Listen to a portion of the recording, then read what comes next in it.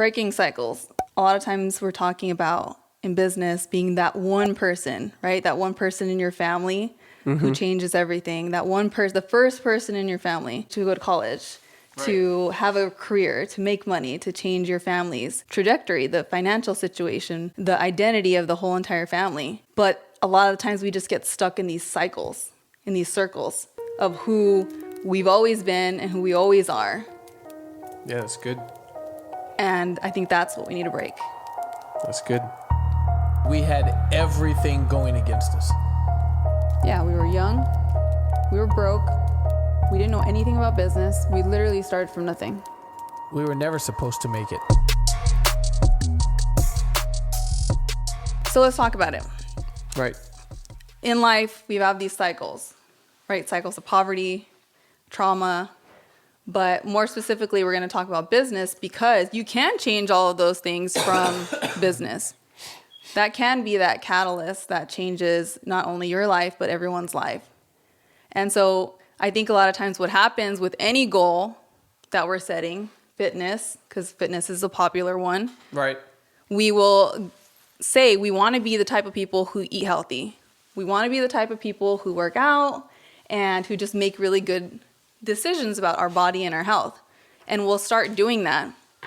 We'll start going to the gym, start with a meal plan, but then we'll find ourselves either having a bad day and we're home alone and we pull out the ice cream, or we're hanging out with friends and family who want to have beer and pizza and we're like, yeah, you know, it's so easy to slip back into that past self. Right. And I think the same is true in business a lot, right? Where you have this goal and you're like, I need to be this person to hit this goal. I have to have this identity. Yeah. And I think it's because, at least for the people we're talking to on a daily basis, these are new entrepreneurs. Yes. Right? Young entrepreneurs, rookie entrepreneurs starting out. And when we talk about things like habits, we say habits in a business setting, we always hear what habits. And so you think like, okay, daily habits. So I need to wake up and read and meditate and go to the gym. But it's not even just that. Like literally at 99% of the things that we do, I think are habits. You know, I mean, from the way you face in the shower to the sock you put on first to the same exact way you sit on the couch, like literally everything, like most of the things that we do in life are done subconsciously and without thought. That's how you end up on the freeway and you're going the wrong direction. You're like, holy crap, I'm so used to going. And before you know it, like you're way off track. So it's everything's habits. So then you get in business and you're trying to do something that you've probably never done before. And so you get in business and you're like, okay, if I'm going to make $1 million a year, these are the things they say I need to do. So now we're following instructions versus operating subconsciously like we usually do. And so the day you stop following the instructions, like if that's not really you yet, you automatically default back to an empty calendar with nothing going on because these aren't things that you're used to doing. Yeah, so let me lay the groundwork. What we're talking about today is you've already made that decision that you want to change something. Yeah. You already have your goals. You know what you want. And now you even have a plan. Right. You sat down with the coach, you guys came up with the plan, you're executing the plan. Right. You may even be getting some results. And now he's talking about you slowly slipping back. Because it's not really you. It's not really you. Yeah, you're just putting in the action steps of the plan, but it's not become your identity yet. Right. So what do you do when you start? I think the first thing is you got to remember what the heck you're trying to get to, right? So we're either running to something or we're running from something. So like if we're running from a bear, right? If me and Ronnie are both running from a bear in the middle of the forest, I don't need to be faster than the bear. I just need to be faster than Ronnie, right? And so the reality is I'm either running to something or I'm running from something. So in business, you start in business and entrepreneurship because you either want to make more money or you're scared of being broke, like one of the two, right? I'm either chasing wealth or I'm running from poverty. And so I think the very first thing is remembering this is what I'm after or this is what I'm trying to get away from. And, so focusing. And you got to keep that big picture like in front of you all the time. It's a burning pain or a like just longing for reward of something you want, but it's got to be one of the two. Like you can't just be here just, going through life. What's something tangible that somebody can do to have that in place? Make a list of like the top 5 things that I would want in order to have a better life and pin it on your freaking mirror and put it as your home screen. A lot of people say dream board. I don't know. Dream board only works if you're motivated by having a boat or the things that you have on your dream board. Mm-hmm. To me, it's like I think about it in my mind in a different way, which is even though life is good, I'm gratefully like dissatisfied. But what are 5 things in life that I wish were better right now? And I put those in front of me, and that drives me more. I think for me, when I started in business, what worked was like the 5 things that I just absolutely could not stand anymore. Right. So not being able to fill up my tank full of gas. Yeah, right. So it's not necessarily things that you want. It's things that you want to get rid of. Yeah. Right? Things that I don't want anymore. Yeah, and it was a conscious feeling too, because I remember I was like, this is exactly why I'm sacrificing so much right now, because I hate this. I hate it so much. Yeah. And I could still conjure up that feeling right now. It's buying into your dream, right? And like being okay with using the word dream too. Like I don't use the word goals anymore because goals are easy. Goals are small. So it's like having the the capacity to get excited, and to go like, okay, you know what? It's okay to want things and it's okay to go after them because I have a vehicle that could do that for me. Another thing that I think is really important is constantly being in communication with your mentor or your coach, like constantly. That's why it's real hard to win in things that, it's 100% up to you. Or it's just all up to you because no one has an incentive to coach you. No one has an incentive to mentor you. No one cares really, because you're doing something for yourself. Mm-hmm. Constantly being in communication with your coach, like consistently, like like as if you were friends, right? Because you are, but obviously you want to keep it in a coaching capacity, but just constantly talking to your coach because it's constant feedback. It's constant putting you back into a state that you're inspired in. It's a constant redirection. I think your coach also has pictures you as the identity that you want to have. Right. So they're constantly speaking to you as if you are already that person that you need to be, that you want to be. And I think that puts you in the right environment. Right. So it's so important.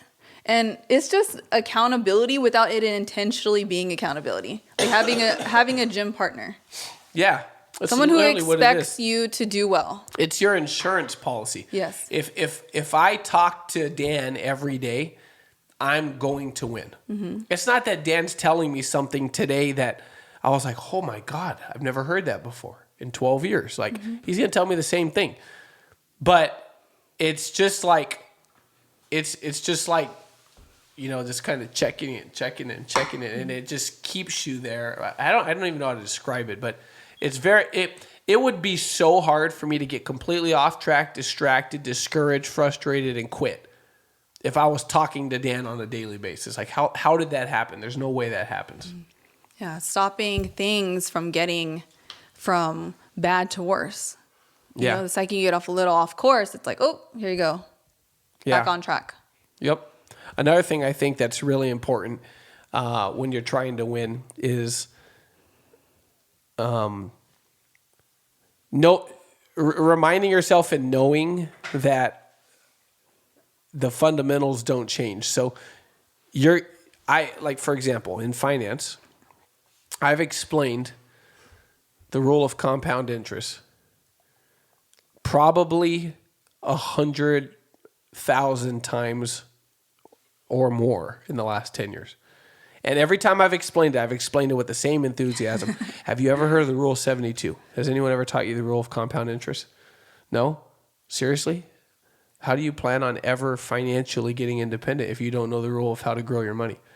Like, this is the thing that if someone would have showed, oh my gosh, this would have changed everything. Mathematically, it's impossible to get to $10 million on a $70,000 salary if you don't know the rule of compound interest, right? And I've done it like 150,000 times, but one time someone said, Jay, don't you ever get bored of just saying the same presentation? And I was like, no. And they're like, really? I was like, well, dude, if they're going to put $65,000 a month in my bank account, I'll say the same damn thing for the rest of my life. You know, and so it's like, it's not getting bored of what works, the fundamental things. It's so important. It's a big deal because it's really easy to get bored. And the second we get bored, we start looking at something else, and then we get distracted, and then we're no longer focused. And like, it's a big one. Self-awareness, I think, is a big one. That ties into exactly what you were saying, which all has to do with identity. Why do you need things to be different? Why do you need to keep changing things? You know, do you need that chaotic, problem-solving energy? Maybe that's you. Maybe that's a issue that you have to work through. Maybe that's your identity, somebody who constantly needs to be solving problems that don't need to be solved. Yeah, the other day, one of our mentors was talking about drifting. And there's a book that was really good called Outwitting the Devil. And in Outwitting the Devil, he talks about how most people struggle and they never get anywhere big in life, and they're never happy and fulfilled because they constantly drift. You know, and people that become great at something, they have the ability to do this one thing and not see anything else. Like, there's nothing else shiny that comes in my way. There's nothing else shiny that catches my attention. Like, I'm on this thing until I'm freaking rich. Or I'm on this meal plan until I'm healthy. I'm down 30 pounds, and now all of a sudden I'm going to change my diet. And I'm going to go keto now instead of low carb. Or, it's like, what the hell? Like, if something works, then you just keep doing it. You don't have to get fancy. Yeah. Perfect your craft. But that's a lot different than adding, all these bells and whistles on something that doesn't need bells and whistles. Right. And one last thing that I think we should add is that when you start in business, because that's what we're talking about, you come in business, let's say you're great at your job. You're a great freaking employee. You're the best doctor in the hospital, whatever it is. But you're trying to do something different now, right? And like I said earlier, when you're trying to do something different, that means that there's probably a lot of new skills or thought processes or habits or schedules or whatever it may be that you have to do. And like I said before, the problem is then you go back to your old ways because it's not really you, right? You're just following the blueprint. So what you want to do is you got to make those things you. You got to make those things you. You got to, this is my new schedule now. I'm not just showing up because my trainer told me to. This is my new schedule. I own it. That's the secret to business, especially in our industry. Like, if the person who introduced me to this industry quits, I don't care. I'm here for me. You know what I mean? Networking. I'm introverted. I don't like to network. Okay, well, now you do. It's not, you're not going to try it. You are a networker. You're a professional people collector and friend maker. All these different things. They got to become you. And then whatever habits that you are dropping, right? When you're starting here, you go like, all right, I got a real bad habit of waking up at 2 p.m. because I was up till 4 a.m. Like, okay, well, I'm going to start replacing bad habits with good ones. I'm somebody who gets up. I'm a morning person. Yeah, you got to own it. You've always, you've said this a couple of times, but I always felt like this example that you use is so powerful. And he basically, you've said before in the past, like people who do these diets, right? They do keto, they do no carb. I can't even name you all the ones that are out there because there's always there's 10,000 coming, new ones that just started this minute. But people will do them, but they don't stick to them. Like they'll get results and then fall off. But then you'll have people who that say, oh, I'm vegan, right? Right.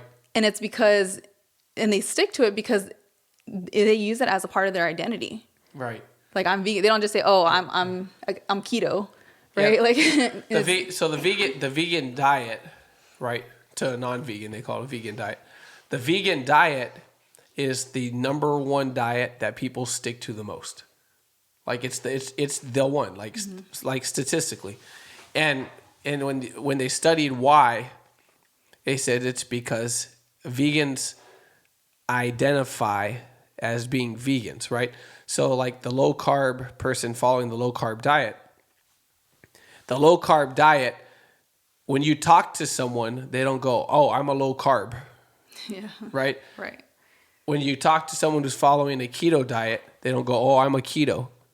Right? Mm-hmm. Because those are all things that people are doing, right? But when you talk to someone who follows a vegan diet, right, it's an identity. Like, oh, I'm vegan. It's almost like a club, you know. Yeah, you're proud of it. It's literally like this is me. Like people have tattoos that say vegan or have a leaf or whatever.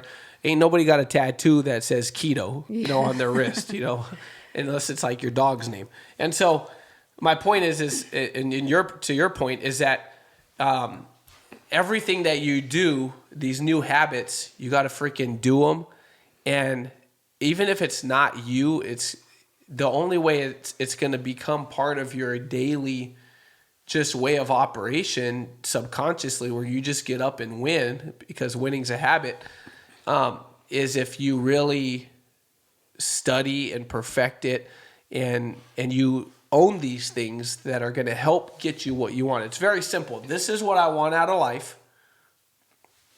This is how I'm going to get there. So like if this is how I'm going to get there, then what the hell am I doing playing around down here? Like, this is the road to what I want. So I either want it or I don't want it. You know, and it's that simple. If I want it, then I'm going to adapt and become the person required of me in order to get it. Yeah. So from now on, you're not the person who has a side hustle, right? You're not the person who, you know, is just trying out this business thing. You're an entrepreneur. You are the one that's going to change everything in your family. You are the one who's going to change everything for you. Yeah. As a kid, you grow up, and it's like up until you're like, I don't know, 16, 17, 18. For some people, I swear it never happens. Like, you are a product of your parents, whether it was good or bad, your grandparents, whether it was good or bad, your aunts and uncles, whoever was in your life, whether it was good or bad, your teachers, whether they were good or bad, and your experiences and environment, whether they were good or bad. Like, up until that point, you didn't even get a choice. You are whoever the hell raised you, you know. But then you come in business and entrepreneurship and all these things, and you wonder why you suck at it. It's like, well, you weren't given the tools to win here. So now, as an adult, you have to decide who you want to be, not who you already are as a result of what everyone else chose for you. Now, as an adult, it's who do I want to be, and this is the hand I was dealt, and it sucks, so I'm going to change it. It's exciting, I think. Yeah. Yeah. It's exciting if you do it. Sucks ass if you do nothing. Exactly. All right, you guys. All right. Much love. We've been sick, so appreciate you guys. If you couldn't tell. If you couldn't tell, yeah. So I'm surprised we even made it through this episode, but we're sick. Our producers are sick. So we show up and win anyway. Send us some love. We're hanging in there. But love you guys. Hope you all are well, and we'll see you on the next episode. Later. Bye.